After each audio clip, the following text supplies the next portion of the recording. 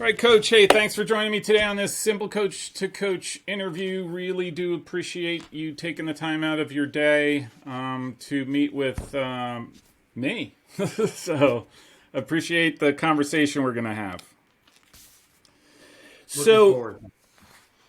So you've been the head coach at RPI since, I think, 2002. Did I read that right? 2002? Correct, yes. Yeah.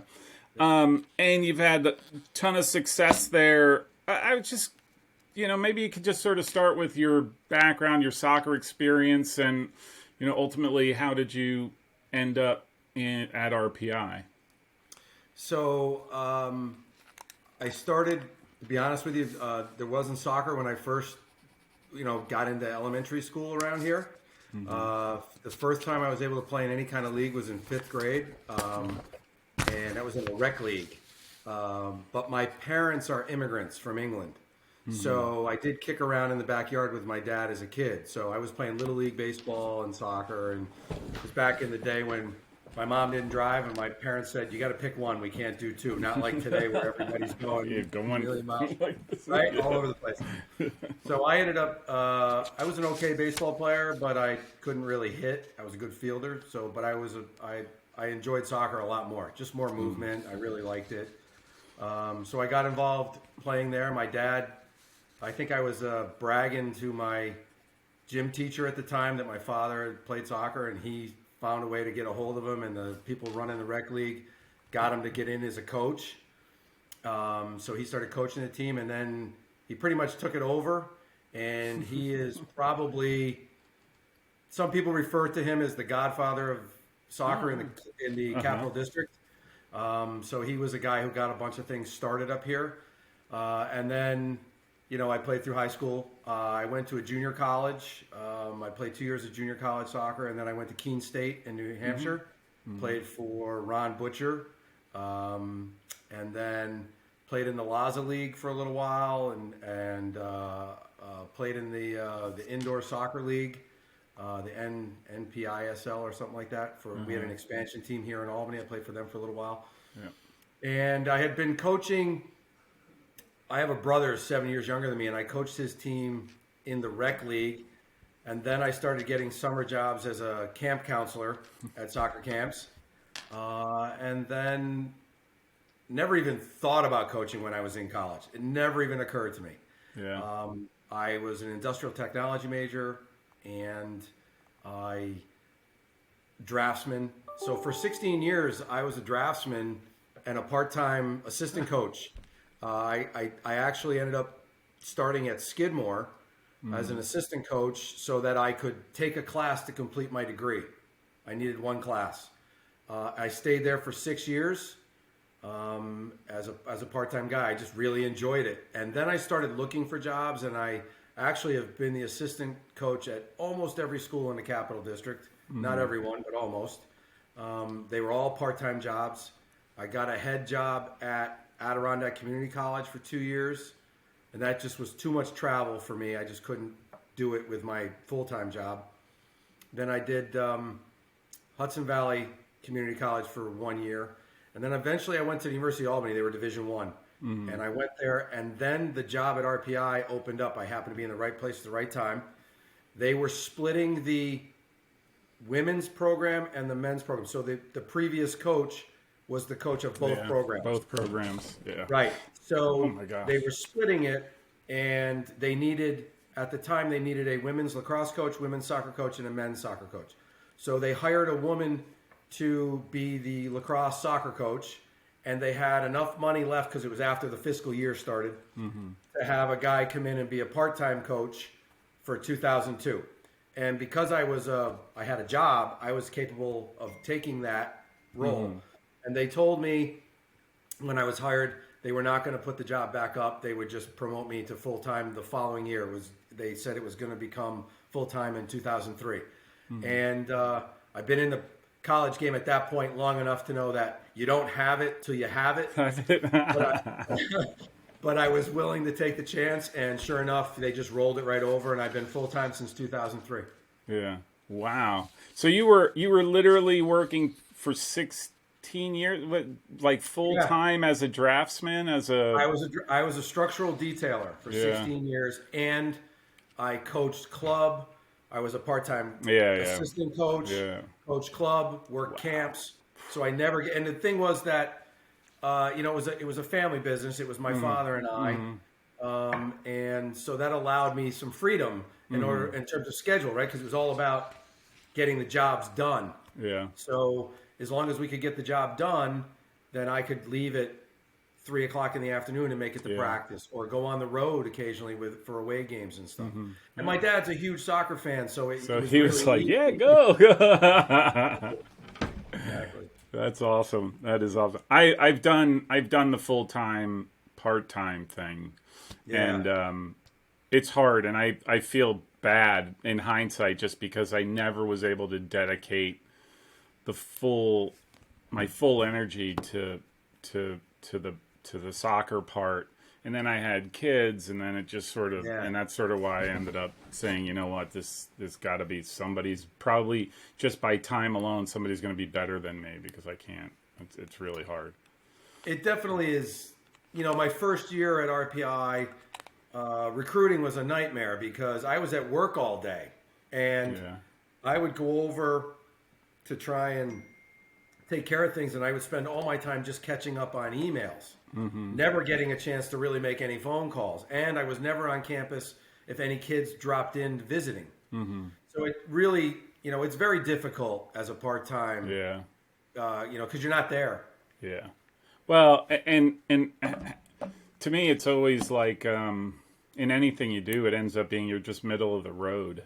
You're stuck in a spot where you can't win, no matter greatest of efforts notwithstanding. Like, you're still not there, still not a complete thing, right? And especially nowadays, where how competitive programs are, it's definitely you have to have a full time coach if you're gonna. Without a doubt, I agree. Yeah. I mean, just as an aside, it was a perfect fit then, RPI, right? I mean, you have this technical, mechanical engineering, or whatever you mentioned your degree was in, and you go into RPI, which is like a bunch of those guys. Right? So they're definitely, let's put it this way. I understand the general idea of what they're doing. I could never have done I was in industrial technology, not engineering.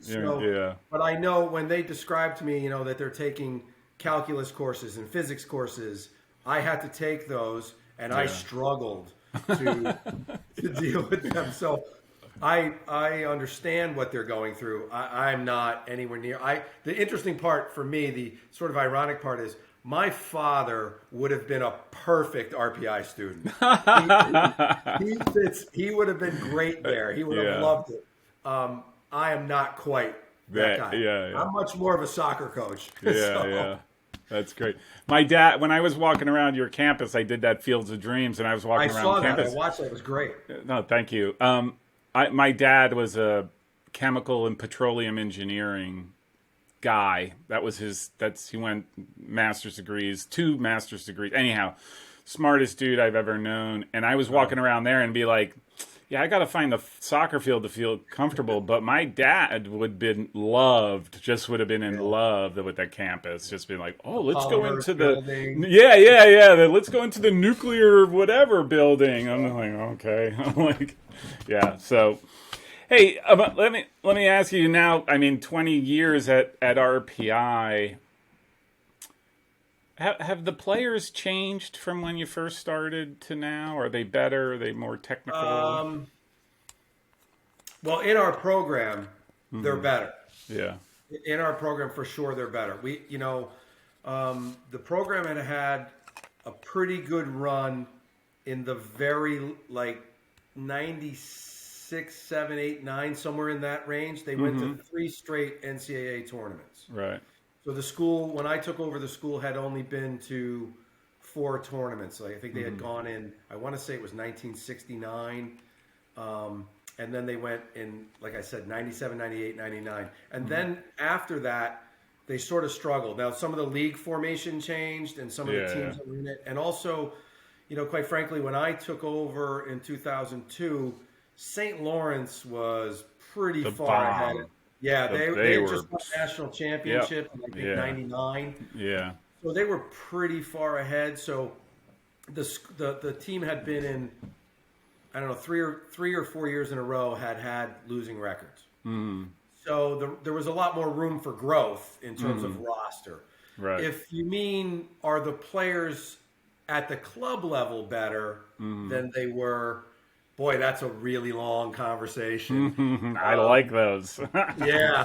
So, it's interesting. I actually had this conversation with somebody else this morning a little bit. I kind of consider myself first generation American soccer. Yeah. Right? I Same, grew up. Same here. Yeah. Yeah. So you probably, I grew up, I was a Cosmos fan, NASL league.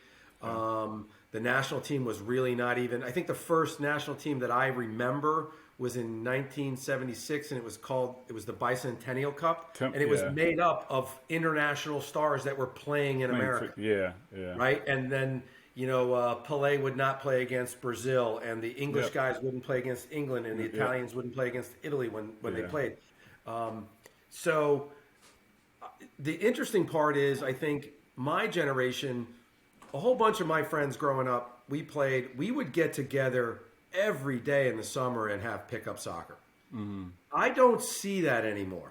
I live, basically, my neighborhood is right across the street from a huge town park that was cornfields when I was growing up. It's now soccer fields. It's been soccer fields for a good 20, 25 years. If I drive by there in the afternoon, it's empty. Yeah. It's just nobody there, right? During the club season, the Clifton Park Soccer Club that uses it, there's some teams out there. Even that club is shrunk in size. Saturday mornings, the rec league, the fields are busy. But in terms of kids getting together and playing on their own, I don't think that happens as much because the club stuff is 3 days a week and a game on Sunday. So they need time off. So are they as technical? Some are, the kids who are totally in love with it, right? But the middle of the road kids are only practicing 3 times a week for an hour and a half at the most. In by the way, in a team setting where you're doing not just technical work, you're doing tactical work, and and you're fitting in free kicks and whatever. So I don't know. I can't say the level is below, but it's. I feel like, and it might be just a fact of 20 years and the evolution of our program, it feels sometimes, there are times when it feels it's harder to find guys we think are going to make us better. Yeah. Which we always find guys who do, but it feels harder when you're at the event. I always say that there's one thing that kids, and I'm just talking to college, which their coach yesterday, that it feels like players may have gotten better from a technical, tactical standpoint, but they've lost something, that the grit, determination, the heart, the passion for a game, that it's gotten too sanitized, I think. And I think that's, what makes you better at times? You know what I mean? Like, what makes you better? Is it the grit and determination, or is it and ideally you find those guys, and maybe those are the ones that are harder to find, right? So I agree with you 100%. I think what sometimes is lost is desire. Yeah.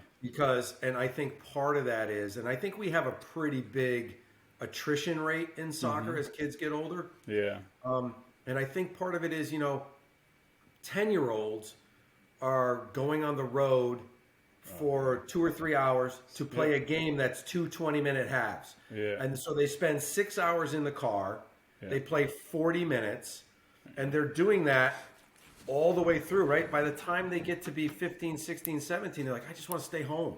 I don't want to go away every weekend. Yeah. So I think there's some of that. I think we burn kids out, and I think we have to be careful of that. Yeah. I have my son was a pretty good player. He was a victim, for lack of a better word, of COVID, right? So going into his spring of his junior year, I was coaching his club team. We had a pretty good team. Everything shuts down. Yeah. He can't do anything. He ends up figuring out that he's okay without soccer, and he gets into something else.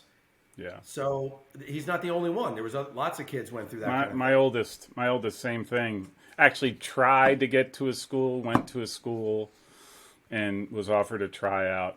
And it's a separate story, not for recording. Yeah. But anyhow, didn't make the team, and that was it. And he's like, Yeah. got a girlfriend now. He's involved in all these clubs. He's, fantastic. I'm so proud of him. But same thing, victim of COVID. Could have gone Division One, my son, and then it all just. Yeah, well, the one thing he got into was he got into fishing, Yeah. and he's very good at it. Yeah, good for him. And during COVID, you could do it, So he got into it, and so he never really got back into soccer. He kind of did, but so it's interesting from that from that standpoint. Yeah, I do think there's something that. I hate to sound like the guy who criticizes club soccer and is bitter parent and all that stuff, but there is something about club soccer that is like non-emotional. The way they play, and there's emotion in the game. Don't get me wrong, but and that's why I ask, and towards the end I ask about high school, because to me high school is like, and why I love division soccer is like there's a lot of emotion in the field, in the stands, and you see that in high school soccer and club soccer. It's like game's over, I'm done, and I think a lot of kids sort of they think that's the way, and I don't necessarily think that's the case. So I am, and I might be an outlier. I don't know, but I think one of the mistakes that the academy system made was not allowing kids to play high school soccer. Yeah. Okay. Now, you're not going to get an argument from me that the level's not great, or maybe sometimes the coaching isn't great, right? It's spotty. There's kids, there's coaches everywhere. But what I think you lose by not playing for your high school, as you said, you go to a club game. Who watches those games? Parents. That's it, right? You're never playing in front of your friends who are rooting for your school. They're not necessarily rooting for you. They are, but they're really rooting for the fact that your school is going to beat this school. Yeah. Right. And the fans are rooting against each other. Yep. And there's an environment and a passion that's an energy, right? An energy because those schools have played 300 times. Yep. Right. Yep. And the generations of people before you and generations after you will play the same game. Yeah. And I think that matters. I think, and those are experiences you cannot get playing for a club. No matter how hard you try. And I get the whole model. Like, you know what? It's one of those where like, but it's like, I remember, was it Luis Hernandez said about MLS, said it was like a baked potato without salt. And that to me is what club soccer tries to be, is a baked potato without salt. Yeah. I don't know if that translated in Spanish to English well, but that was, you get the gist of it, right? Like, it just. But the thing is that if you fast forward, right? So you're playing all these club games and you don't play for your high school, then you go play for RPI, and you're going to play against. Hobart, St. Lawrence, those teams have played each other every year, home and away, and there's a history there. And if you have never been involved in anything like that, sometimes the stage is too big. It takes you a while. So I think there's some value to representing your school, your institution. Yeah, totally agree. Like I said, like we know even before I started coaching our local high school, like. We hate Hillsborough. Why do we hate Hillsborough? It's because they're right next door, and we hate them. It's like, okay, let's go get them because we hate them, right? Like, there is something to that. There is definitely something to that. How long would you say it took you at RPI to get comfortable with the program being at least directionally being what you wanted it to be? So it took me approximately 3 years or so to really hit and figure out how to recruit there. Yeah. So as I said, my first year, because I was part-time, was just very poor, right? And then 2003, I became full-time. So the incoming class for 2004, I went out looking for the kids that I liked, the players I liked. So I went and I did that, and to moderate success, not very good, right? Plus I was new. 2005, I started to work things out a little bit. 2006, I went a different approach. I sort of, I had a lot of people that inside the institution that were former coaches of different sports that were saying, you really want to get the kids who are not engineers. The class work is too hard. You can't, for an athlete, it can be very taxing. Yeah. So they were, they got more, and I don't mean this in any disparaging way, but they got business kids because the schedule, right? The schedule was different. Yeah. But then I started to get to a point where I said, okay, engineering is my niche. That's who we are, right? We're called the engineers. Yeah. That's our niche. So let's start fishing in the engineering pond. So it took me from the ocean to literally like a small pond of kids that were interested. So I started going in there, and we started to attract kids who were interested in the school because they wanted to be engineers. And then we went after the best players who were in that pool. Yeah. And when we're competing against other schools for engineering, we can compete with anybody. Right? So unless you're competing against MIT, right? Like there's those levels. Like I can't compete there, but anybody else in engineering, we got this. I could imagine. I could totally see that. Without a doubt. If I've had kids who we're recruiting, right? And they call and they say, hey, I got a chance to go to MIT. I'm the first one to say, you got to go. go, man. Right? Yeah. You got a chance to go to MIT. You got to go. Yeah. Just go. You don't, it's never personal with me anyway. Right? Yeah. So in 2006, I got a class where 6 of those freshmen started every game they were healthy for their freshman year. And we had another couple of sophomores. We were very young. And it was the last time we've been under 500. And we were 5-11. I coached my butt off just to win 5 games. 5 games. So the next year, we go just over 500. We get into the old ECAC tournament. Right. As the 8th seed. And we win it. And we had won it in 2005 as well as the 5th seed in 5-team tournament. So we had won the ECAC tournament 2 of the last 3 years. And then in 2008, that group is now juniors. And obviously I was able to back it up with classes after that. Yeah. And in 2008, we made the NCAA tournament my first time that I made it. Right. And we lost to Stevens in a game that they scored a fantastic goal with like a minute left. And it was we played so well that it took all the sting out of the loss until Stevens advanced the week after, and the week after that, and the week after that, and was in the national championship game. Oh my God. And then it was like, we were so close. And, there's nothing to say that you would have gone on that run. Yeah. But, you're like, oh man, we were right there with them. Yeah. And that was a very good team, that Stevens team, and they ended up losing in the final. So the next year we went to the NCAA tournament again, and we lost to Williams in the second round, and they went to the Final Four. So we made the tournament twice and lost to teams that went to the Final Four. At that point, I just felt like, okay, now we kind of are rolling. So really, when I look at my program and I look at it, 2004 we made our conference tournament for the first time. 2005, we played in the ECACs. We won it.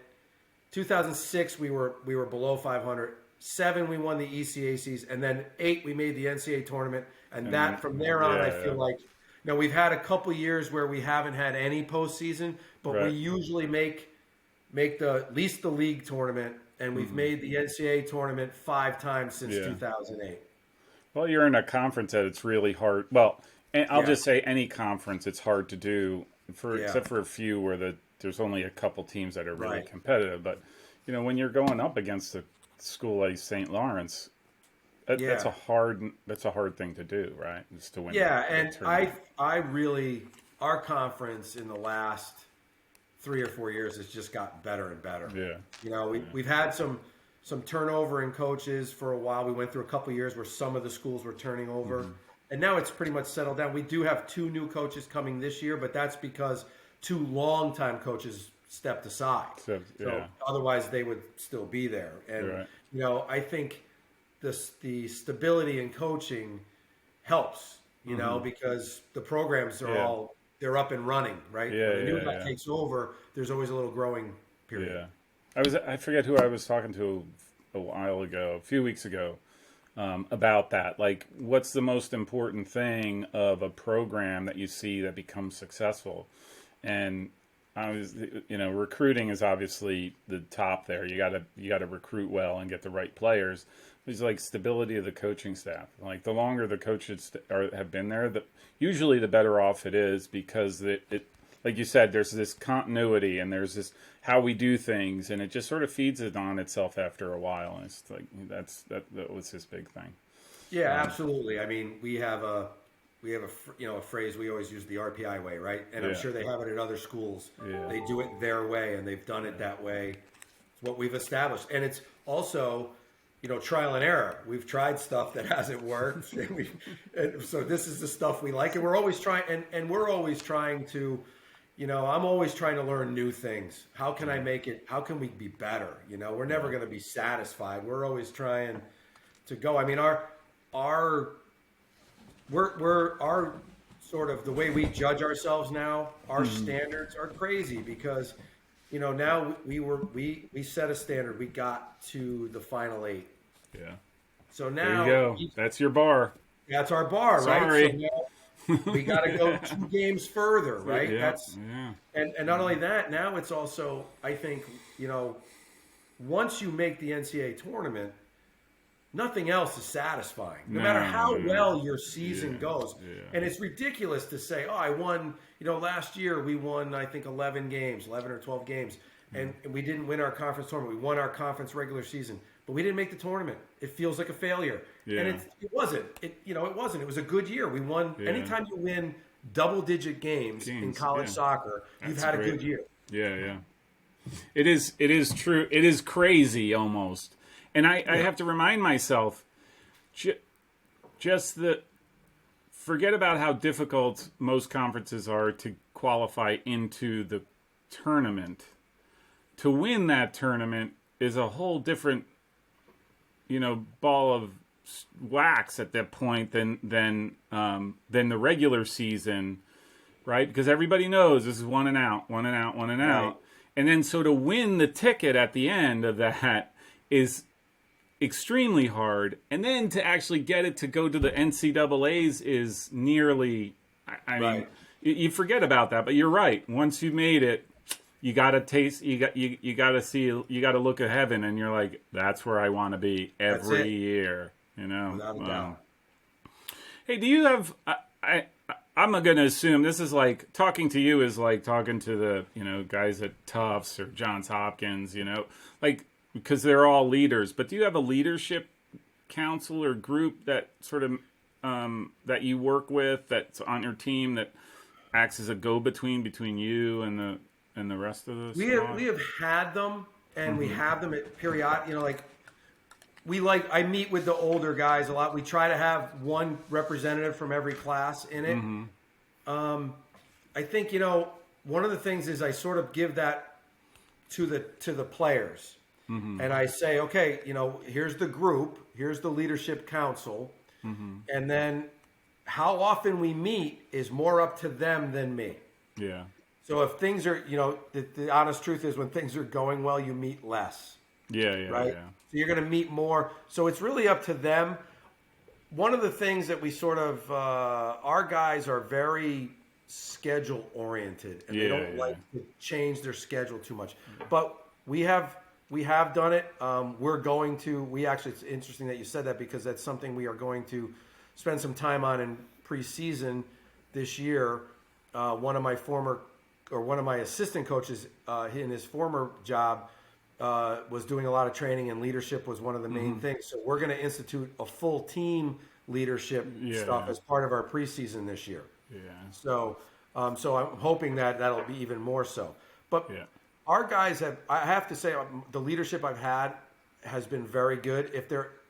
I've been lucky in 2 ways that very few problems, knocking wood. And then also, I'm at a school, and I'm sure some of, the two schools you mentioned, for example, probably I spend a lot less time than a lot of coaches worrying as much about academics, right? My kids are,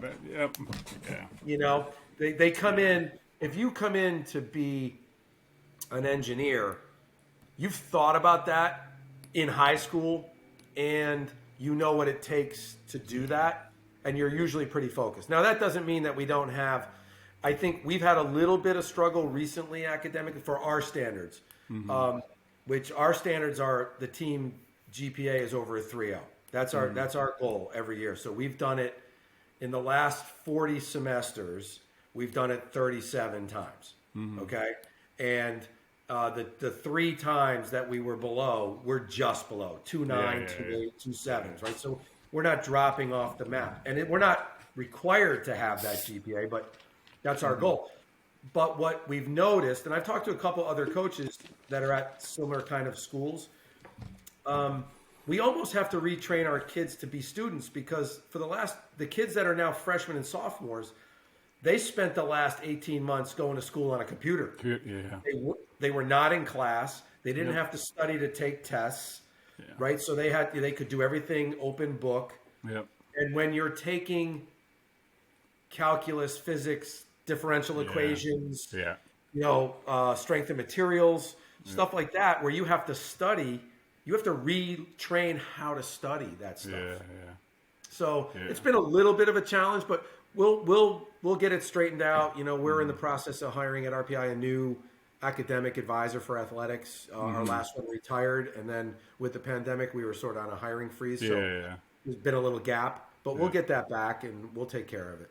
Yeah, that's a good point. Like a place like RPI and like some of these schools that have sort of unique educational institutions.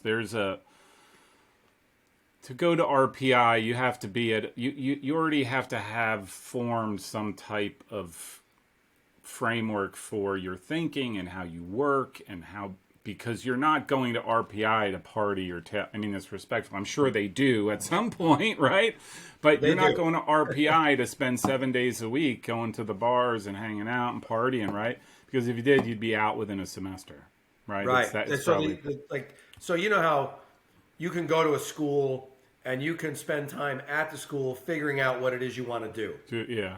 You don't do that at RPI. Yeah. They usually come in and they're like, I want to be a mechanical. They might not know exactly what kind of engineer they want to be. But they got this. They're like, I'm that direction, whatever that is. Right. Yeah, exactly.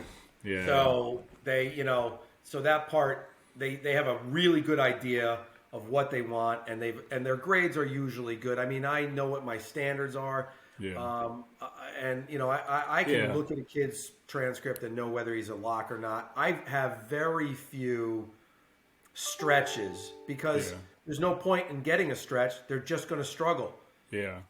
So we get kids that are, decent academically anyway. Yeah. That's what Craig Appleby at Johns Hopkins said. He's like, I just know. Like, if you're not this certain level, I'm not even going to, I don't want to say waste my time. I don't think he said waste his time, but he's like, it's not fair to the kid to drag him along, because if he does show up here, more than likely he's going to find it very, very difficult. Right. And like everybody does, but academically he's not in a position to necessarily succeed. So right. And that's definitely the case. Same thing. Yeah. So how tough was COVID for you guys? Very. We're probably one of the strictest institutions. We did almost nothing in the year of 2020, 2021. We did no spring practice or no fall. When they canceled it, we didn't have any athletic activity whatsoever. Mm-hmm. We then in the spring, it took a while before we were allowed to do anything, and we were allowed. I ended up having 4 1-hour practices. 3 of them were non-contact with masks. The last one was and then we got shut down for 2 weeks. We got put on they shut it down. They shut everybody on a pause for 2 weeks. So by the time we came back, we were basically going to have our spring season. We were going to be allowed to do a spring season without the game. Yeah. And then we came back. We had 1 day left, and I wasn't even going to do it and the truth is, I also only had 12 kids on campus because the way they did it at RPI was they split some of the classes, so the class years weren't there. I think so.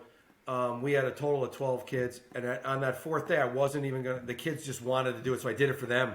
So, all right, let's get together and we'll play for an hour. Yeah. And they played 5v5 plus 1 for an hour. That was the extent of my 2021. Wow. And so we really didn't start till last preseason. So RPI didn't take or use the NCAA, said you got 144 days or whatever, I can't remember the number. So you didn't even get a chance to, wow, that's really, I hadn't heard it that severe, where you're not able to, that would have driven me nuts. I think I would have gone batty. I mean, I might have started a YouTube channel then, like that's how crazy I was. I think our lacrosse team, they started to loosen up with the spring sports, but what they didn't do was they didn't allow all the members of the lacrosse team to come back. So it was whoever was just. So I think I can't remember the exact order, but our order was, I think in the fall we had freshmen, sophomore, seniors, and then in the spring it was seniors, juniors, freshmen. Mm-hmm. So there's always a class year missing so that we could spread kids out.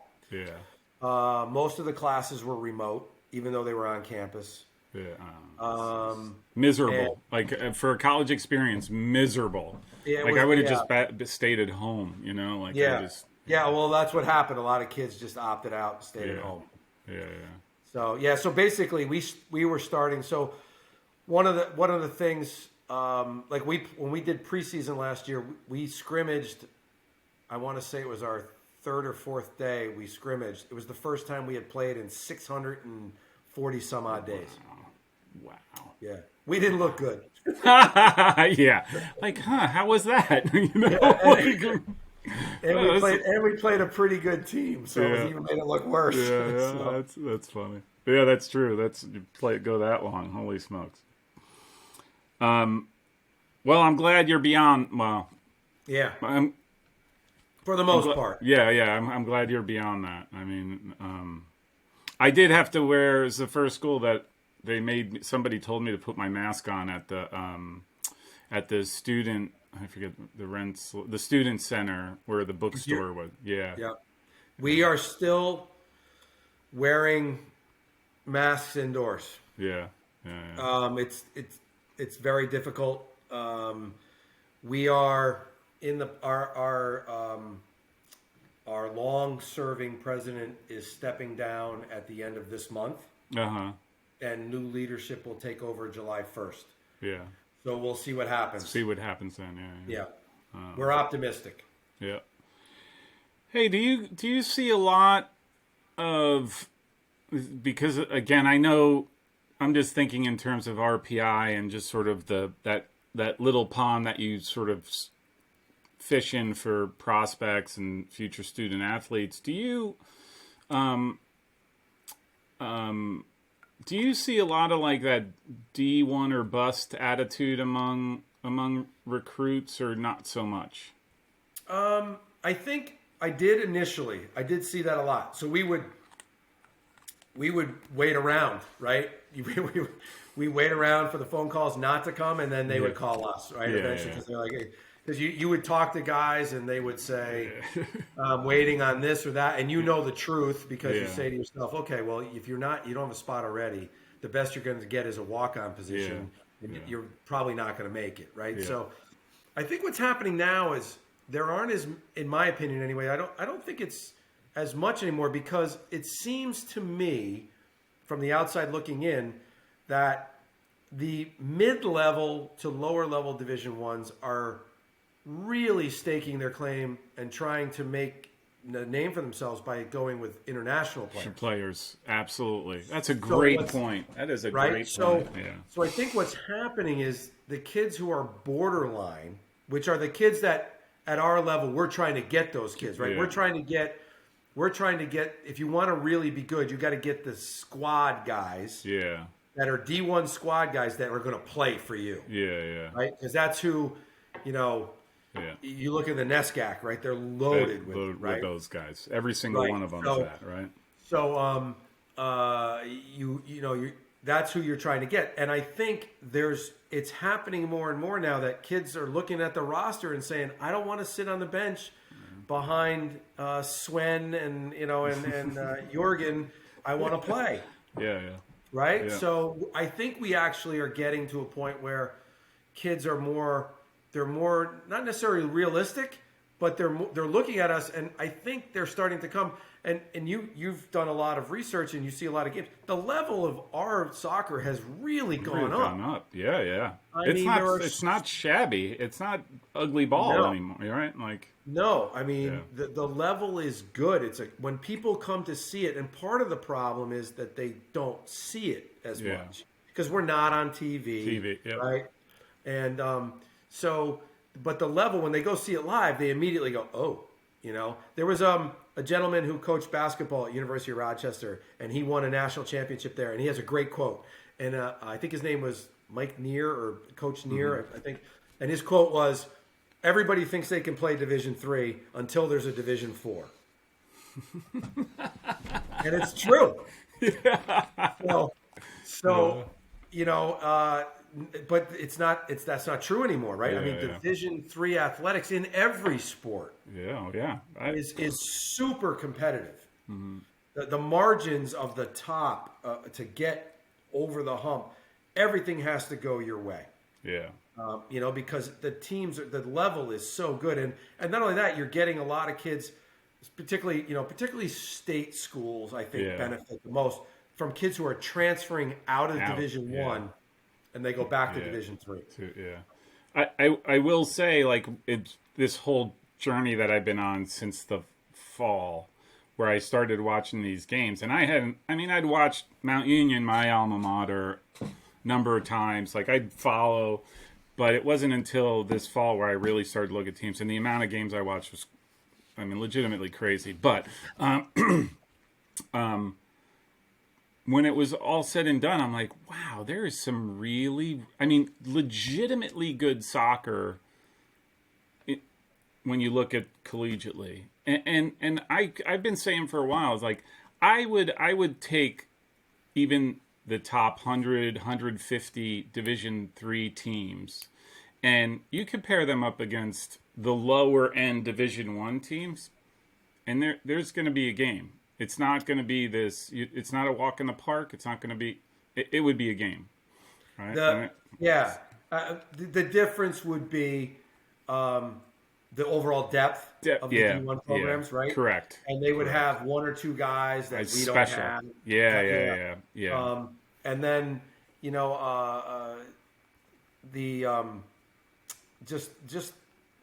maybe the fact that they can train year round. So they're more physically fit, a little bigger. We've played in the spring. We've played a couple of D1 programs. Typically they dominate us.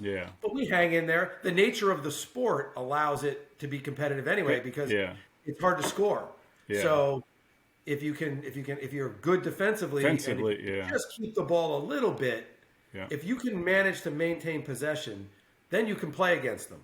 And particularly what I've found is in some of those games when we've done a couple of spring games, when they might have 3 or 4 guys. They take those 3 or 4 guys off, and now it's just their squad versus my first team. We're as good even. You take those special players out that they have, that they all the teams. It changes everything. Everything. Yeah. Very true. Very true. And I'm assuming you saw the overtime. You know about the overtime now. There's no overtime in the season, and then and only in tournament play. Do you have any thoughts on that? Yeah, I'm not opposed to it. So I did vote for it. Mostly because I think we play so many games in such a short time that saving the legs is a good thing. And to be honest with you, and it might come back to bite us this year. You'll go 2, and 12. But I think there are good ties and bad ties. Yeah. So, depending on who you're playing, and a tie sometimes is a great result. Yeah, yeah. And then to lose in overtime is very harsh. Yeah. So in the regular season, I think there's a point to be had, right? So you can get a point for a tie. So especially in your leagues. So now I don't see it as it's going to be detrimental in terms of people playing for a tie. I don't see that happening.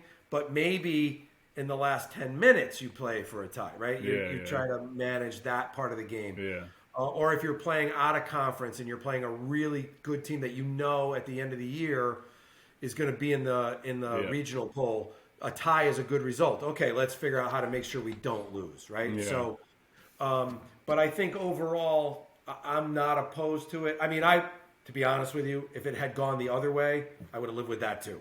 Yeah. It's not a make or break thing for me. Yeah. I think the bigger thing that was important was right now, I think it got tabled, was the talk about the substitution rule. Yeah, that was tabled because I don't think anybody's game for that at Division III. We did that already. When they changed the original substitution rule, it was no re-entry in either half. And what you found was that kids you don't play as many kids. Because even if you're in total control of a game and you're up 2-0, you're not going to put your kids on because if you give up a goal, you can't go back to your starters. Yeah. So I think, from a Division III standpoint, now from a Division I standpoint, that might be different. Kids are on scholarship and it's a little different mentality. But from our end, participation is part of it to a degree, not to a major degree. I mean, it's not like we're going to be emptying the benches all the time. Yeah. But the fact that if you're up 2-0 and you feel like you're pretty much in control, you can put some guys on, and if things go haywire, you can go back to your first team. Yeah. That allows you to do that. And if you can't go back to your first team, you're not going to take that risk. Yeah.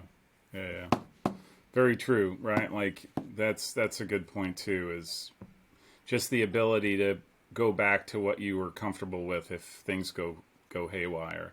And right, and there is something to be said about just being able to use the bench, go deeper on the bench in some of those games, right? Correct. And the value it gives to you, but also those kids who've been training and doing all the work and haven't seen the rewards, and here you're giving them 5, 10, 15 minutes. Like for some of those guys, that's all they want. Like that's, and so. The interesting part is that a lot of people think that coaches don't necessarily want to play people. Yeah. I'd like to play everybody, right? I mean, I hate that I can't get kids in. I mean, there's kids on my team that didn't get on the field other than 1 or 2 games last year where the game went haywire either way. Yeah. Because the games were tight. We struggled to score goals last year, so every win was a 1-0 win or a 2-1 win, right? So I'd rather get them on games. I'm looking for ways to get them games. So I don't want to restrict that at all. I want to make sure that we can keep as many kids eligible for game time minutes as possible. So let me ask, and especially that you guys are so there's a lot of structure to what RPI offers students, right? And students have to be, we talked about it earlier.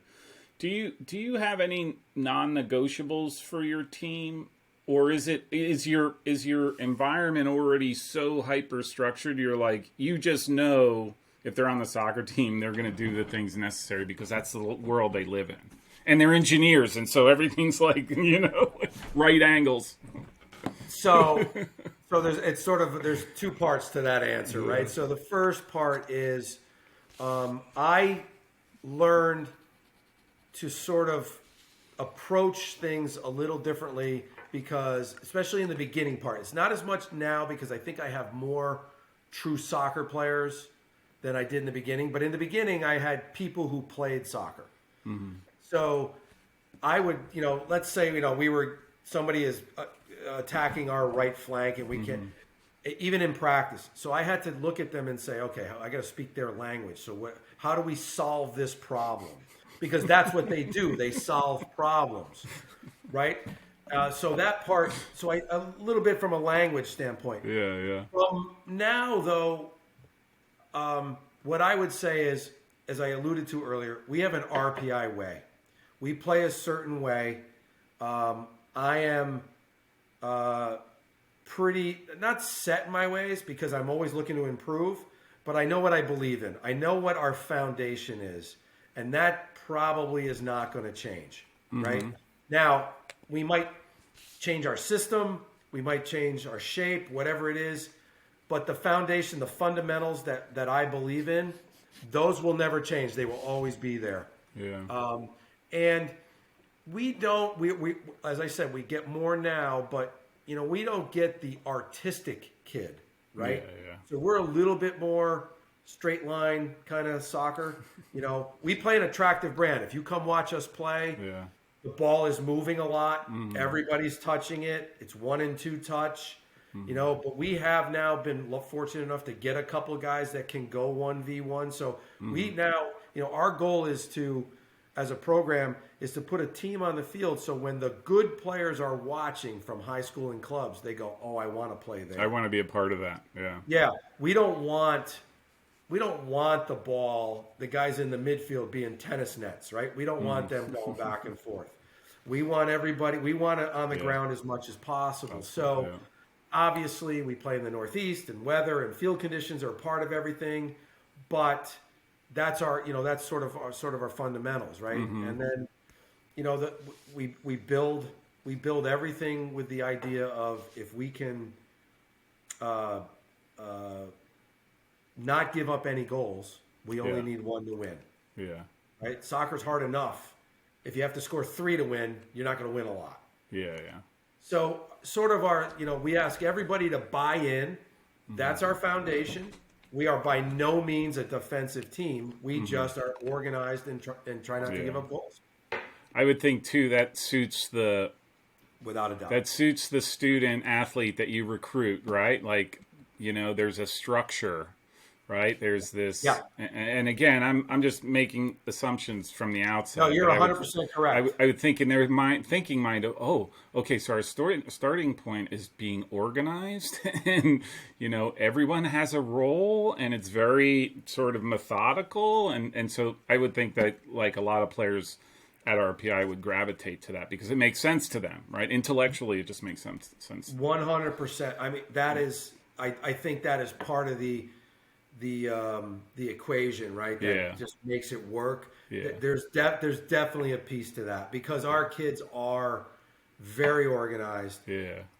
And they are structured. They like the structure because they like to know where they need to be, and they know, so it fits. Yeah, for sure, it fits in. And maybe it's possible that is something that sort of happened to me as well. Like I've been sort of sucked into that. Yeah. So it's helped. The way I coach has sort of gone that way because, hey, this works with these guys. And, without even knowing it, subconsciously just found ourselves in that situation. So, which is fine. We talk about, we have 3 bubbles that have to work, right? So the team has to work, the players on their own when they're in the locker room, outside of locker room, in the apartments and dorms and everything, right? They have to all sort of work, get along. And then there's the coaching staff. We're over here and we're doing our thing. We're recruiting and, setting up training sessions. And then we come together. The 3rd bubble is when we're all together. And all 3 of those bubbles have to work. Yeah. And subconsciously, it's possible subconsciously I have taken a little bit of their bubble into my world, right? Yeah. They've drawn me in without them really knowing it. Yeah. It's 3 bubbles, but it's more like a Venn diagram. If I'm sure your guys would understand that one, right? Yeah. Like, it's the 3 bubbles with the inner. Right. Right. Well, you don't sound like a soccer coach like any other. It's like, wow.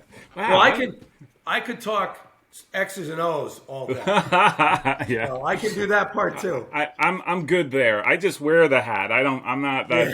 I was a history major. I wanted to teach history. Okay.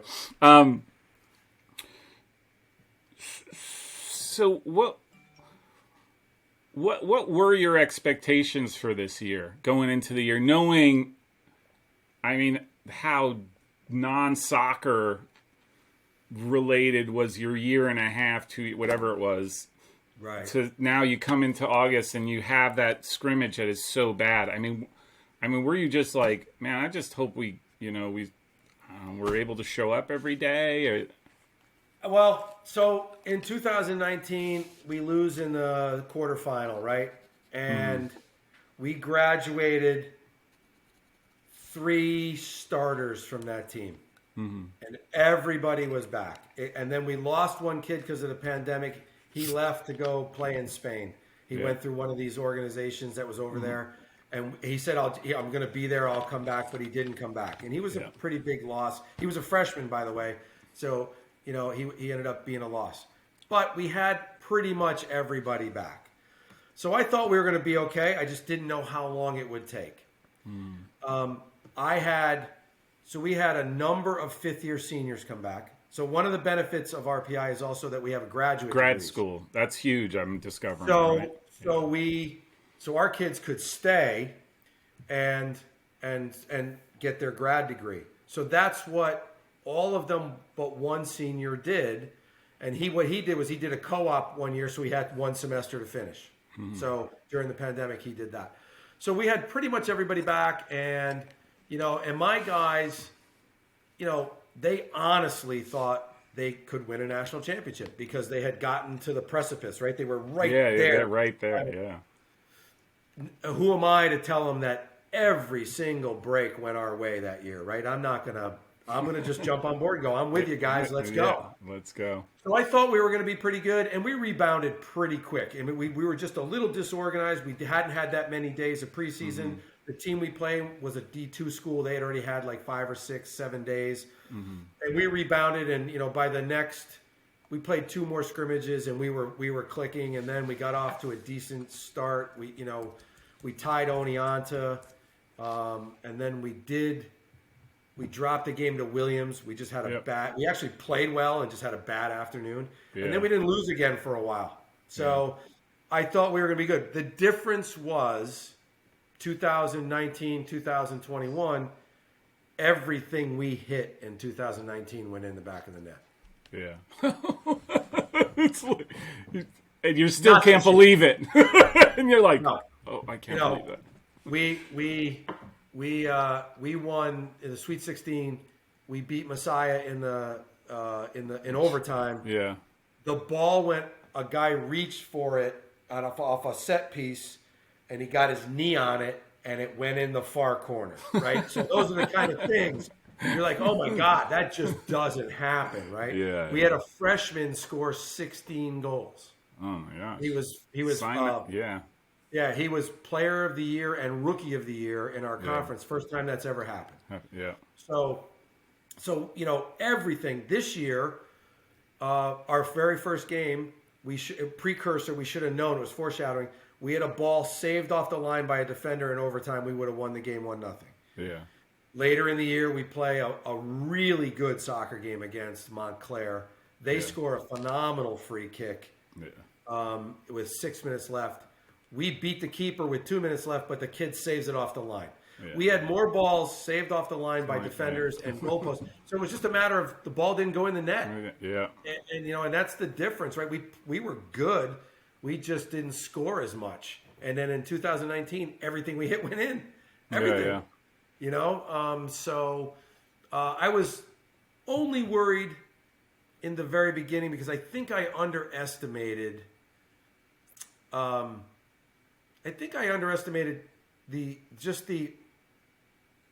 I figured the kids were playing on their own, but I don't think they weren't playing in leagues. Yeah, and I think I underestimated exactly how much that hurt us in the big picture. Yeah. Especially us because we didn't do anything in the spring or the fall. Yeah. But it came back pretty good. I mean, it looks like you won 8 and tied 1 in a row after the first 2 games. I'm looking at your schedule now. You tied against Oneonta in the 2 OTs, and then that Williams where you just got kind of shellacked score wise. We were up 2-1 at halftime, by the way. Oh, oh my gosh. And then you went on the run for 9 games and then won, and then you lost to RIT, and then you won, and whatever. Yeah. So, I mean, we talked a little bit about this. You went 11-5-2. You lose to St. Lawrence in the tournament. I mean, would you say now, and based on what you just said, like not that I don't want to say you were disappointed in the season, but were you just kind of like, yeah, this is the way our season went when it was all said and done? Yeah, that's a little bit snake bitten, like, and that happens, right? Like it's the game we love, right? Sometimes that's the case. I mean, what is you live by the sword, you die by the sword. Die by the sword, yeah. So, yeah, I mean, in the games that we lost, I feel like, I mean, I looked at some of the statistics. When you start looking at statistics, right? Yeah. We had so many corner kicks last year and didn't score that many goals. We had a senior center back who was an All-American who scored about somewhere between 5 and 7 goals a year. He had 1 last year. Yeah. He had 1. And he had tons of balls saved, off of set pieces, getting his head on it. And, so it was one of those years. We didn't get outplayed very often. Mm-hmm. So it just was a matter of, I mean, there are games that I go through my history of coaching, and there are games that are just really special. And we played some really good quality soccer games last year, and we either tied, maybe we won 1-0, maybe we lost 1-0. Yeah, it was just a matter of we couldn't put the game away, finish, so forth. So overall, we went into that game with St. Lawrence in the semifinal of the playoffs, knowing that we got to win the tournament. We're not going to get a bid. We just knew it because we looked at the rankings and we knew what our record against ranked was. And I've been on the committee, so I understand how it works. So it was disappointing. It was a harsh reality because we were good and it just ended. Yeah. But that's the way it is for everybody at the end. Yeah. It just ends, right? Yeah. It's over. It's over that quick. It's over, So it was disappointing because we felt we were good enough. Had we got into the tournament, we would have been a tough out. Yeah. But you got to win the games. Or you got to win the tournament. One or the other. Tell my kids all the time. Ultimately, soccer is a game of goals. Yep. And if it's one thing to not concede goals, but you have to score goals to win. Like there's no way around it. Ultimately, you have to score. Right. And if you can't, what do you want me to tell you? The chips fall where they fall, right? Exactly. If it's postseason, you go to PKs. And that's anybody's game. It doesn't matter how good or how bad you are at that point. Whoever's going to be luckier. That's a terrible word on PKs, but who puts those in a way? But there is some luck to it. Steve, you're 100% right. I mean, a keeper makes a save. He's not supposed to make a save on a PK. No. 10 shots, he makes 1 if he's lucky. He saves 1, right? Where do you see the Liberty League in terms of other conferences that you're aware of? Obviously, everyone talks about the NESCAC because it's so strong, what have you. But how would you? Because I'm looking. Again, a lot of this is a learning for me, right? And just figuring out and looking in aggregate. Let me look at the leagues, and I'm just starting to come to the realization you're another league, tough league to be in, like competitively, right? I think there's always positive and negatives, right? The negative is it's difficult. The positive is it attracts good players. Yeah, because it's a good league and people want to play at a high level. Yeah. So, I think if I think I was going through and looking, and I think outside of the Messiah and the NESCAC, only 3 teams have won a national championship in the last 20 years. 20 years. I made that comment to somebody before. I was like, how is that? And I think I think it possibly is at least one NJAC team. I think Yeah. team from Rowan, Ohio, Rowan, I think it was. Yep. Ohio Wesleyan in '96. Ohio Yep. Northern made the finals at some Right. point. Yeah. So and you've had either Messiah or the NESCAC and the other Yeah. ones. Yeah. So you're gonna put the NESCAC up there. You have to. I think the UAA gets a lot of credit. I think they have some very good teams. Yeah. I think maybe sometimes what benefits them is being spread out around the country. Around country. Yeah. So that helps them a little bit. Yeah. The NJAC is very good. Yeah. I think the what is it? The one with Haverford and Swarthmore. Centennial. Centennials are very good, and that's also very good institutions. Institutions. Yeah. Yeah. That are in that league. And then I'm not as familiar with the Ohio ones, but I know there's a couple of good ones out there. But I think we're as good as we're in that next tier. So I think you have maybe the two at the top, and maybe the NJAC might. The NJAC goes up and down. Some years it's incredible. Yeah. Some year, I think last year was a down year for them. Yeah. Yeah. But typically, they're good all the way through. Yeah. Right. Some other conferences are just top heavy. Yeah. I think when you look at our league, you're really looking at probably out of the 10 teams, there's probably on a given year 8 that could possibly win it.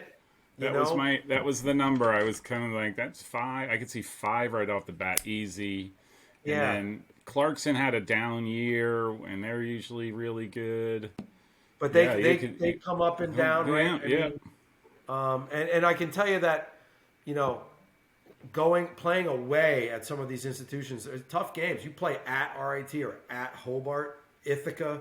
Those are hard games. St. Lawrence, even at Clarkson's a hard game, right? Yeah. So Vassar, now they have a new coach at Vassar. Our rival Union's going to have a new coach, so we'll see what happens there. Yeah. And Skidmore is right here. So, I think that's any given year, and and again, I think it's secular. Like we've been on the upswing. Yeah. At some point, I would imagine somebody else is going to be on that upswing. Yeah. We're hoping to not have that happen, but we'll see. Yeah. I think that's called a parabola. If for the like you're on the engineers. Yeah. Just in case. That's about as smart as I get for today. Yeah. So what do you have any expectation? It's not like it's years away, or 6 months away. Do you have any expectations for the fall? I mean, between considering who you're bringing back and if anyone's staying for the fifth, and then for the fifth year, and any incoming freshmen that might have an impact. What are your thoughts on this fall? So, we lose some really big pieces. So we lose 2 center backs who were starters every game from their freshman year till their fifth year senior. We lose a center midfielder who was, like a holding midfielder who was a first, so they were all league players. We had an injury in the spring to one of our top goal scorers. We lost our second top goal scorer. He decided to get a job. That's one of the issues you have at RPI. He's got eligibility, but he just has to.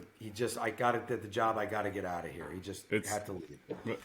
And it's not a job hey, it's not. It's not like working at Burger King. You're the fry guy, right? He's going to make real deal. Good salary right out of the box. Yeah. So, but we played our spring game. We played a very good opponent, and I was very pleased with where we are. So I feel like we're going to be there again. We're going to be in the mix, and it's going to come down to what it came down to last year. Are we going to score goals? I feel like we'll be able to not give them up, but will we score enough to win enough games? Yeah.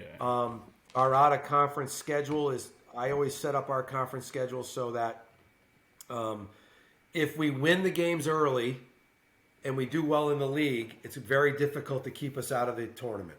Yeah. Okay? If we don't do well early, we just focus on the league.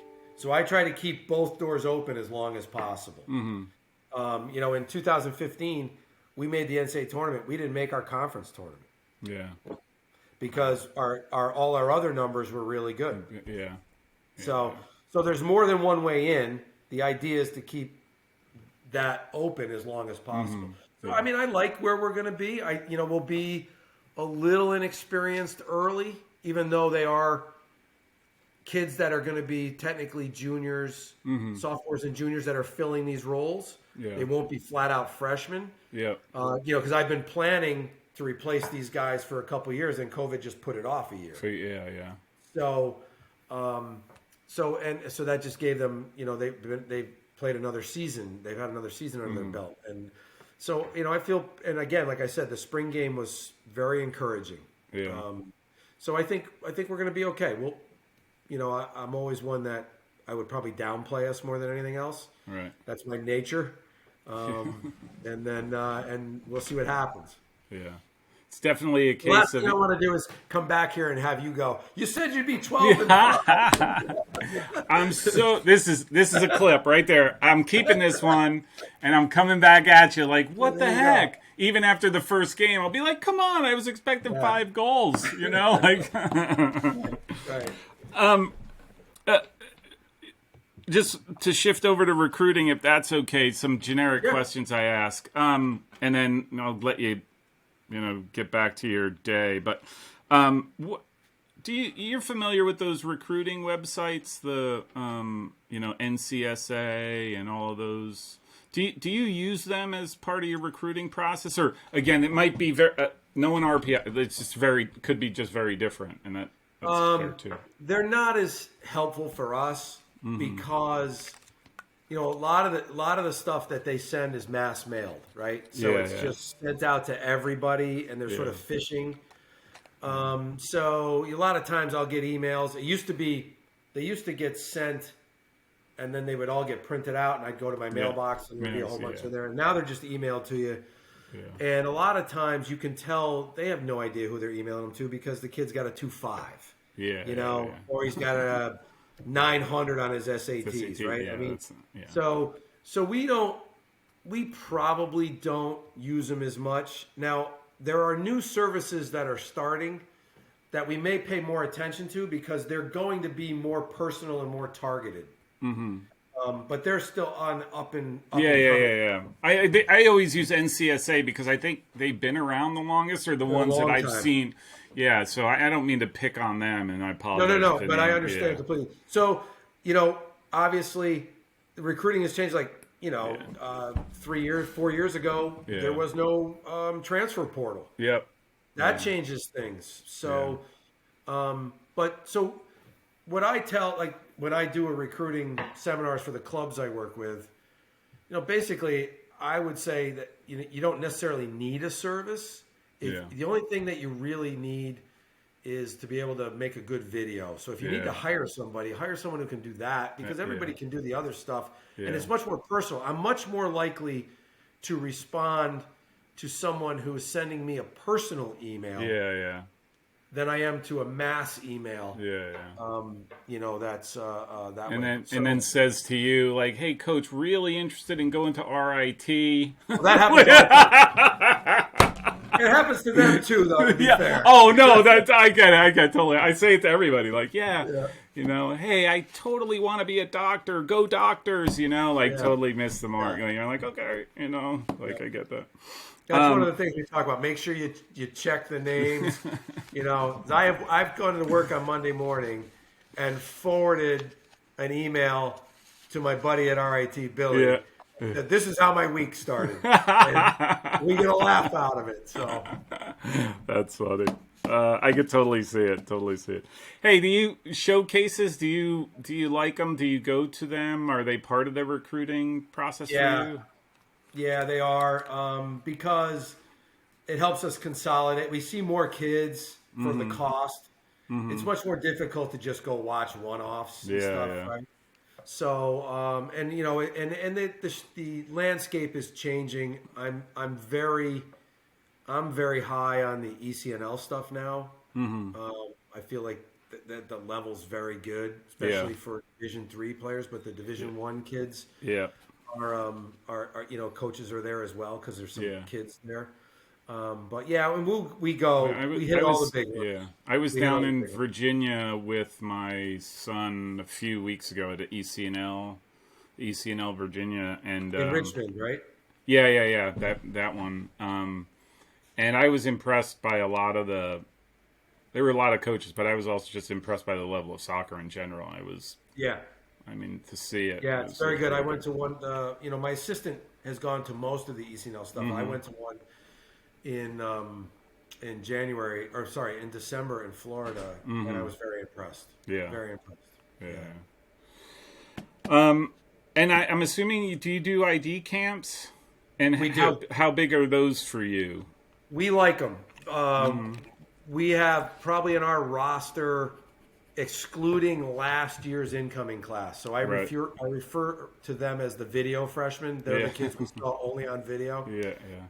Prior to that, almost every kid on my roster has gone through one of our ID camps. Almost every one. They've become a vital tool. We like to have sort of three touch points for the kids. We like to see them live in their own environment with their own team. We like to see them at a prospect day, and then we like to have film, so we can just archive it, so we can always go back and just watch it again. Yeah. So, the COVID years, we were not allowed to travel, so we could only watch video. Yeah. So it's been, we're back to now traveling and seeing people live. Yeah. So the last 2 years have been a little bit more hit or miss than typically, because video is harder. So, but yeah, we the prospect days have become, and that's probably, I would say, within the last 5-6 years, something like that. Did you just have one, or you're going to have one? We just had one, and we're having another one in August. Okay. I think my son's going to go to the August one. So Great. We'll talk about it off. And yeah, I mean, you mentioned this earlier, but high school. You're a fan of high school. Do you get to recruit there at all, or you don't necessarily look at it as a recruiting thing? And I know the timing is terrible for you guys. Yeah. But. So, might see some of the local high school games. Like if there's local kids we're interested in, we might make a trip. Like if we've seen a kid in the summer playing for the club team, and we just want to go see him again playing for his high school. Yeah. Or maybe the prep school games a little bit. Yeah. Because some of that level is higher. Yeah. So it's not where we're going to base things on. It's more of a, hey, we're showing up to see you play. We're showing interest and all that. Right. Yeah. So let me just the last question, and I'll give you your time back. But what would you tell a kid who's looking at RPI, coming from high school? There's a gap in their game between what they are today as a high school player and where they would have to be a successful collegiate player at RPI. What is that gap? What do you think that gap is? Well, so we sort of assess players. We have sort of 4 criteria we assess them on, right? Technical ability, tactical awareness, the physical stuff, the stuff you can measure, height, weight, strength, jumping, speed, all that kind of stuff. Psychological, how you fit in with our group. That's been very difficult the last few years because we don't have overnights right now. Once we can have overnights, we figure that out. I would say the biggest jump from high school club to college is, everybody says this, right? Speed of play, right? Yeah. That's the given one. But I also think it's just the importance of being able to keep the ball for your team. Yeah. Right? Just understanding that you're not going to have as much time on it. Some of the stuff you got away with when you were younger, you're not going to get away with now. And then also, do you get the ball back when you lose it? Right? Yeah. What's your attitude at that point? Because everybody loses it. Yeah. But what do you go back and fight for it? Do you get it back? So ultimately, you're sort of judged on, at our program, you're judged, can you keep it for us? And will you get it back if you lose it? Yeah. So, the technical ability, there's 3 speeds in soccer, the way I look at it. You have technical speed, tactical speed, and physical speed. You have to have 2 out of 3 to be successful. The only caveat is occasionally you can get away with just having physical speed, right? Because we can't teach that. So if you're just a burner, you may not have to be as technical because you can just kick it past everybody and go get it. But if you are not fleet of foot, right? I personally, I was not fleet of foot, but I was pretty good technically and tactically. So if you can, so I have maybe I have a soft spot for those guys. If you can play, if you can put the ball down and you're good at quick decisions and you can defend enough, if you're athletic enough to defend, that's what we're looking for. We're looking for guys who can, have 2 of the 3 speeds. And the technical speed, putting the ball down, getting it down, being able to be accurate with your passing, having a good first touch. That no coach has ever uttered the words, "I like that guy over there. He's too technical, though." Right? So technical ability, skill. There's no substitute for skill. Right? But you have to be able to do other things. Those guys, the ones with the 2, the technical and the tactical speed, those are the positional players that I love. Like, I mean, this is probably my little bit of a soapbox, but that's I think club soccer, if there's anything that to really knock on the game from my standpoint, is that they take a lot more of the physical speed guys, just because I always joke, and it's because they can make up for the mistakes they make. They can make up because they can't pass the ball. They can go chase it back down, or they can, because they can't dribble. They can win it back if it gets taken away from them because they're that. But it's the guys that have that technical and tactical speed that I'm just like, I'll take 11 of those guys any day of the week. I mean, obviously, you need somebody who can run with the other team, right? Exactly. You're 100% right, because if you can put the ball down, and you can keep it. They're chasing you. I like those odds. I like those odds. So one of the evolutions that I had in our program was that in the very beginning, we would do very well against the weaker teams, right? So we that's the given. We would be in the games with the better teams. It was the teams that were more lump it back and forth that we struggled with. Right? Now, as we got better, we wanted to play those teams because they were giving the ball back all the time. Right? But you have to have players who can take it down and connect, right? So that's, the ultimate goal is that, right? You want to lump it at us, fine. Now, it becomes difficult. There are, and I'm not going to name programs, but there are teams that's how they play. And I always say to myself, man, they have such good players. They don't need to do that. I say that countless times. I'm like, why are they doing that? They could just give it to that guy. He's really good with the ball. He could do something with it. Instead, they become the nets. Like you said, those guys become the nets. They're just kind of like watching the ball go back and forth. And I think it's unnecessary. And I think, there's always that debate as coaches. Are we responsible for growing the game, and how much, how much can you really develop players with a Division III schedule?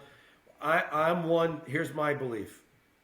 I am growing the game as part of my job. Now, I'm not going to make a big splash. I know that. But if I get one person that changes another person, now I'm right. That's the first piece. And the second piece is, as I said earlier, I want to play as an attractive a brand as possible. Because in the big picture, that's how the game's supposed to be played. And we wanna do that. And it means sometimes we get out muscled and and it makes it difficult. But that's what we want to do. That's what I believe in. I actually think to your point too. I think the evolution of the game is headed in that direction, even slowly, because I think there's more. I think a lot of it comes down to some of these guys being able to watch some soccer that we've never been able to watch when we were growing up, and just the visibility and exposure to it. And they're like, oh, that's a lot nicer to play that way than it is that way. And so I do think that players over time are slowly gravitating towards, I'd like to have the ball a little bit more, and I'd like to control it, and I'd like to try to make that nice pass. And I'm not saying that means like the kick and run, the Route 1 guys are going to be out of business, because there's always going to be a place for those guys. But I just do think the more quality players are going to be a lot more discerning about it than in the past. You're spot on, and you're never gonna take Route 1 out, because quite frankly, we play in the fall. We play our most important games in the worst weather, because as the season goes on, right? Especially in the Northeast. Yeah, we're playing. The playoff games are in November, right? So you could have rain, wind, mud. Yeah. So that part of the game's always going to be there. Yeah. I do think kids do watch soccer, and they do want to play. Plus, quite frankly, it's just more fun if everybody's touching the ball. Absolutely, I would say four guys on a field. It's way more fun to have it than it is to chase it. Chase it, yeah, absolutely, totally agree. That's the goal, obviously.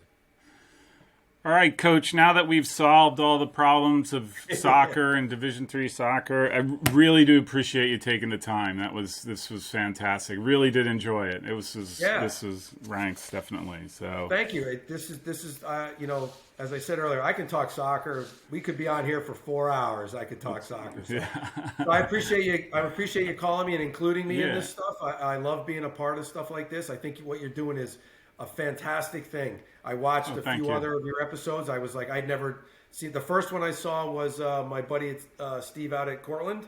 Yeah. What a great guy. Another one where I was like, wow, that's just fantastic. Yeah, I don't know him super well, but I know him enough. Yeah. And he's a very good guy, and I watched your interview with him, and I thought, wow, this is great. This is really interesting. So, and I've tried to watch other ones as well. So, and I was pleasantly surprised to see you wandering around our campus a couple weeks ago when I clicked on a video, and I'm like, oh my God, he's wandering around ECAV. So just for your own knowledge, because I know that you were wondering, we play our games in the stadium. Yeah. Okay.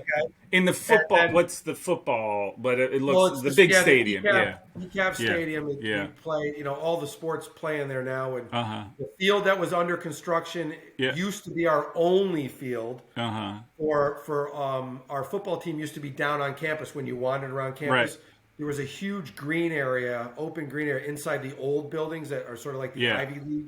Yeah. That used to be where our football field and lacrosse field was. They used to play down there. Yeah. Our athletic facility used to be down. I think you walked past the Mueller Center, which was the next to the Armory. That used to be the athletic offices. Used to be in there. Oh, okay. And then when they built the new facility, we all moved up there, which was great because we had locker rooms down on the campus. And had to come up to the fields. Right now, everything is right inside. Mm-hmm. Our locker rooms, we have phenomenal locker rooms. I mean, our facility. Yeah. And then the lower field that you talked about, nice little bowl. Yeah. When it was initially built, it was built for field hockey and women's lacrosse. We went down there in a spring game, and the turf was the kind we liked. Yeah. Field hockey hated it. So we actually played our games there from 2008 until about 2011. And it was exactly like you said it was. Kids sat on the grass. How fantastic that would have been. Here's the problem, though. When you have a stadium and you play 1 or 2 games a year up in there, and your locker room is right there, and you come out the door and you got a tunnel right there. Oh my gosh! Forget it. It's too easy. You can go in at halftime. Right? Oh my gosh! You don't have to sit in the corner. Like, go find the corner. That corner's ours. So we would go up the stairs and go into a downstairs classroom at halftime. Yeah. But still, it was a walk, right? Yeah. Now it's across the field through a door. Our locker room is right there. Right there. So we played. Like I said, we played all our games there. We played a senior game up in ECAV in the stadium, and one of our seniors said, we probably should have played more games up here. Because I gave them the choice. I said, where do you want to play your games? And we sort of took over the lower field as the main soccer place. We won a lot of games there, but to be honest with you, we had a very good team. We could have one in parking lots. Yeah. But so we play in the stadium. I will say, if you come back up, you'll get a tour of the whole facility. Oh yeah, definitely. I'll definitely be back up. But I do work. I work for the Diocese of Albany. There. Okay. I do work for them. So I should have known, and what I remembered after I sort of did the video and all that stuff, and I was like, I remember watching that Montclair game where you guys lost on a banger of a goal. Yeah. I remember it, and I remember it just because of that you have the stands and then you have the building right behind the one goal, and I remember that's the side they scored on. I totally spaced out. But then I was like, oh, so they must play those games there. Yeah. Which still, in spite of the size of the huge bleachers, I mean, if you fill that, that's awesome. But there's still places on the hill where kids, I would think kids sit and well, now it's last year that's all they could do. We didn't have any fans in the Oh my stadium. gosh. We didn't let anybody in. But they sit on the side away from the benches. Benches, yeah. And it doesn't take a lot of people to make a lot of noise in there because the behind the benches is a hill. Yeah. Then you have the stadium on this side, and at the end is where our offices and the weight room and the training room are. So the building. That building. Yeah. And our basketball arenas in there as well. Yeah. So it's so the sound is three sides. It sort of stays in there. So even if you get 200-300 people, which that's still we good. tend to do, but sometimes it's so loud that it depends on who comes to watch. Yeah. The players have a hard time hearing you sometimes. But it's but that facility has changed who we are. Yeah. The two things that changed who we are was the facility, because our weight room, our training room, and our locker room are all right next to each other, plus our fields.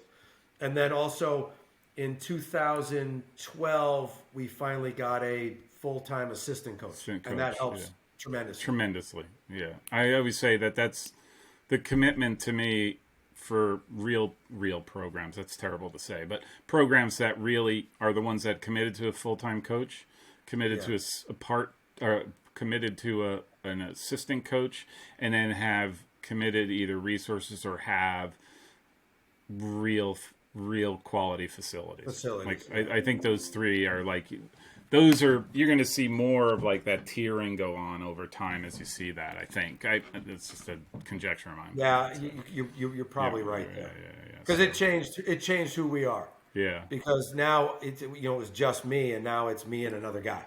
Yeah. That alone, right? But I will say, walking on that, I got to believe recruits when you're talking to them and they're walking around that athletic facility that has that armory and then the track and then the stadium, and the way it's all laid out, you're just kind of like, wow, this place. And then you were unfortunately you didn't get to see the inside, but our locker room is it's like a pro locker room.